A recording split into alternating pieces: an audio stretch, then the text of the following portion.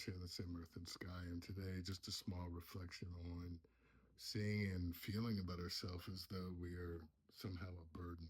So, long story short, was in Victrola getting some coffee yesterday morning, catching up with some people from Trilogy over on Beacon Hill. Um, as I was exiting, there was this person there that stopped me. They said, "Oh, it's so good to see you. Um, you know, when you were living here in Seattle and going to meetings all the time, you really helped me a lot, especially like I loved always hearing your stories about your sponsor, Ruth, because man, she's just fire." And I said, yeah, she passed away a little after COVID, uh, and then got another sponsor, and that sponsor passed away. And yes, oh, I wish I had a sponsor. And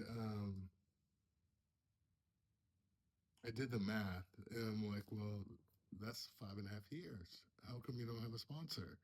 And then they said, well, I just feel like I'm such a burden to people, and so I don't want to put my problems, my bad, on them.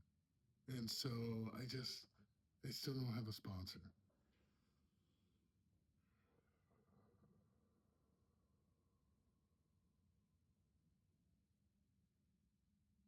I asked her, what does it cost you to feel, perhaps actually think of yourself as being a burden to others, to getting help, care, support, community, friendship? And she thought about it and said, happiness.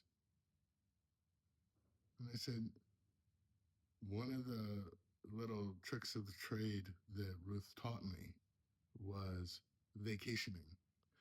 And so Ruth had this thing like, take a vacation for a day from seeing yourself as a burden. What kind of decisions would you make then? What or would your choices be? How would you navigate your present moment experience? And as long as we're treating ourselves, thinking of ourselves as though we're a burden, notice how that impacts our connections.